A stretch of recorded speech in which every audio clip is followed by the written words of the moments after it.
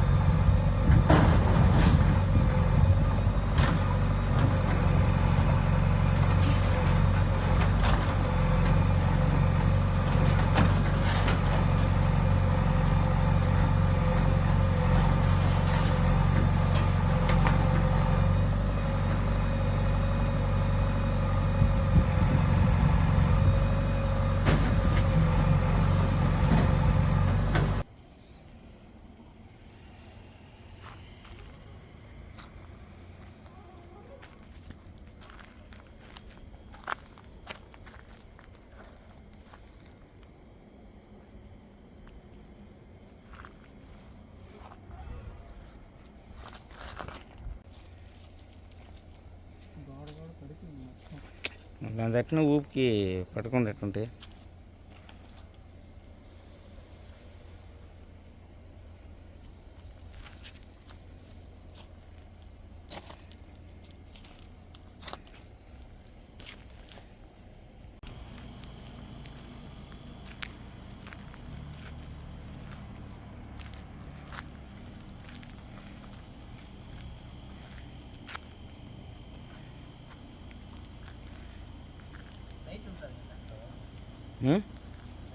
వస్తుందిలే.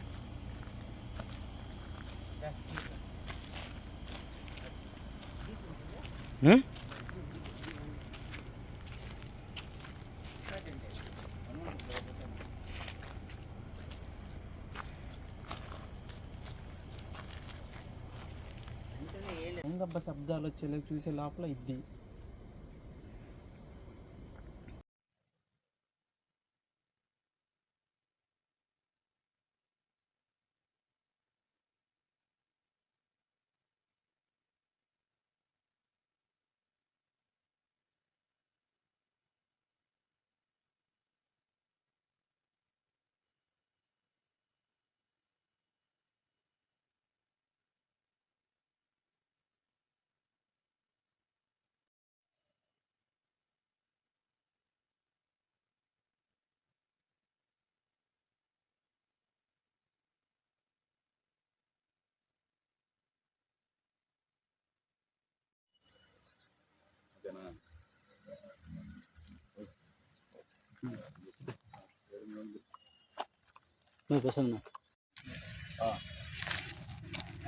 వాళ్ళు మాట్లాడేది కూడా తీసుకున్నాను.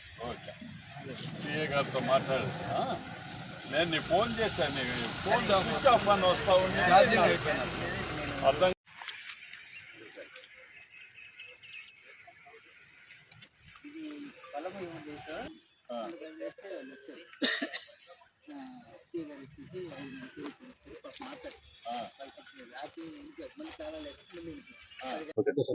అందరికీ నమస్కారం అండి.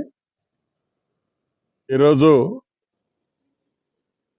కళ్యాణ్ నగర్లో ఉన్నటువంటి స్థలంలో కొంతమంది దౌర్జన్యంగా ప్రవేశించి బోయిళ్ల సురేష్ గారి ఆస్తిని ధ్వంసం చేసి ఈ స్థలం మాదనొకరు మీరేం చేస్తారని ఒకరు, ఏం చేయగలరని ఒకరు,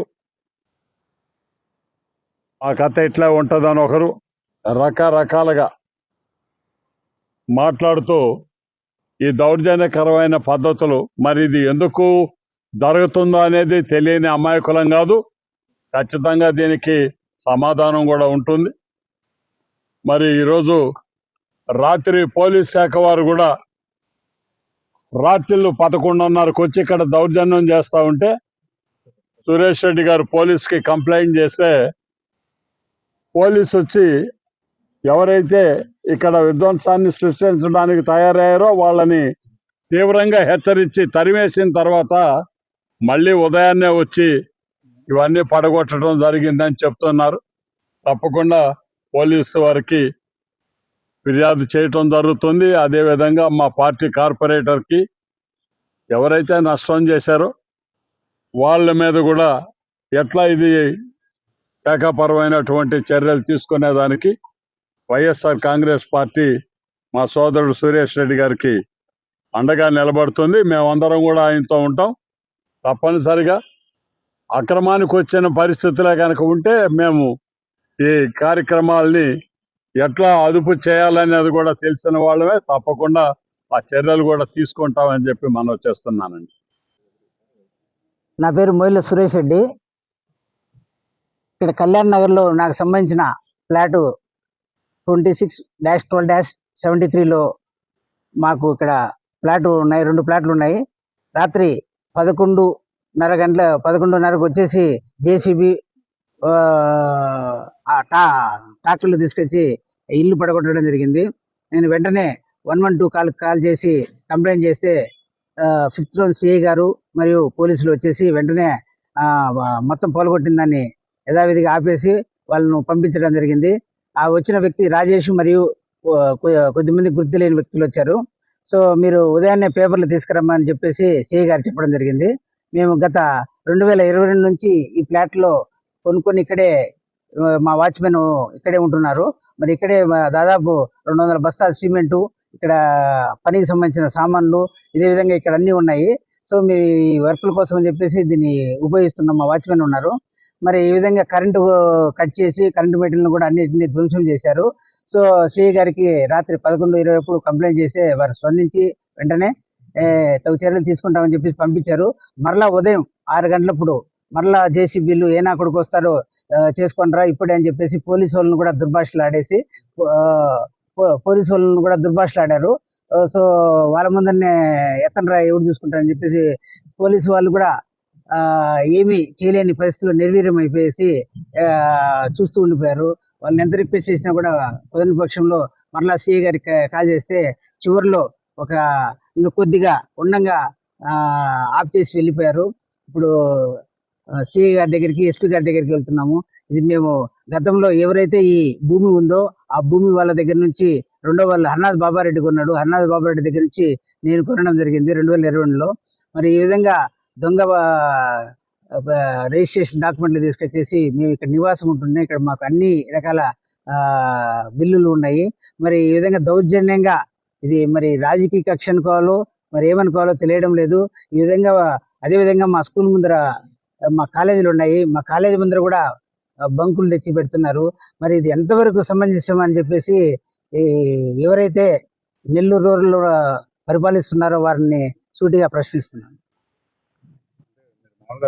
అదే సార్, అదే ఇది సివిల్ కేసు అని చెప్పి మేము ఇక్కడే ఉంటున్నాం. మా కరెంటు బిల్లులు ఉన్నాయి, అన్ని ఉన్నాయి. మరి అర్ధరాత్రి పూట దౌర్జన్యంగా ఎవడు వచ్చి ఏం చేస్తాడో ఎవరు ఏం చేయలేరు. ఇది మాకు తెలుగుదేశం ప్రభుత్వం ఎవరు ఏం చేయలేరు అని చెప్పేసి, అంటే నిజంగా శ్వాస పీల్చుకోవాలన్నా కూడా వీళ్ళ పర్మిషన్ తీసుకొని పీల్చుకోవాల్సిన పరిస్థితి ఏర్పడుతుంది. ఎందువల్ల అంటే ఈరోజు మరి ఇక్కడ మేము నివాసం ఉంటున్నాం కళ్యాణ్ నగర్లో. అందరికీ ప్రజలకు అందరికీ తెలుసు. ఇక్కడ మేము ప్రతిరోజు నిత్యం వస్తూ ఉంటాను నేను ఇక్కడికి. మరి అర్ధరాత్రి పూట ఈరోజు దౌర్జన్యంగా పాల్గొట్టినాడు. దానికి ప్రత్యక్ష సాక్షి సిఐ గారు మరియు 5 మంది పోలీసులు వచ్చేసి దాన్ని నిలుపుదల చేశారు. సిఐ గారు గట్టిగా వార్నింగ్ ఇచ్చి అబ్బాయికి చెప్పి పంపించారు. మళ్ళీ అదే వ్యక్తి మరలా ఉదయం 6 గంటలప్పుడు పట్టపగలు వచ్చేసి దీనికి మన పామూరు సుధాకర్ రెడ్డి దగ్గరుండి దీనికి ప్రోత్సహించి, ఈ పడారిపల్లిలో పామూరు సుధాకర్ రెడ్డి అని ఉన్నాడు. ఆ పామూరు సుధాకర్ రెడ్డి దగ్గరుండి దీన్ని ప్రోత్సహించి ఏ, చేపిస్తున్నారు. ఇది ఎంతవరకు సమస్య? సుధాకర్ రెడ్డి ఎల్లకాలం సాగదు. ఓ, ప్రతిరోజు నువ్వే ఉండవు, గుర్తుపెట్టుకో. మంచిని మంచిగా ఉండాలి. ఈ విధంగా ప్రజల ఆస్తులను విధ్వంసం చేయడం ఎంతవరకు కరెక్ట్? ఏదైనా ఉంటే కనుక నిజంగా మీ డాక్యుమెంట్స్ అయితే కనుక మీకే ఇది ఉంటే కనుక ఈ విధంగా అర్ధరాత్రి వచ్చేసి పాల్గొట్టరు. సో మీరు కోర్టుకు వెళ్తారు. కానీ ఇప్పుడు ప్రతిపక్షమైన పాలకపక్షమైన అందరికీ సమాన హక్కులు ఉంటాయి. మరి విభేదించినంత మాత్రాన్నే మేము ఎక్కడా తప్పుడు పని చేయలేదు. తప్పుడు పని చేస్తే కనుక దానికి మేము దేశిక్షకైనా సిద్ధం. తప్పుడు పని చేయకుండా ఈ విధంగా అన్యాయంగా మా ఆస్తులను ధ్వంసం చేయడం ఎంతవరకు కరెక్ట్? మరి ఇది ఏమన్నా పాము సుధాకర్ రెడ్డికి ఏమన్నా 23వ వార్డు రాసిచ్చారా అని ఈ సందర్భంగా అడుగుతున్నాను.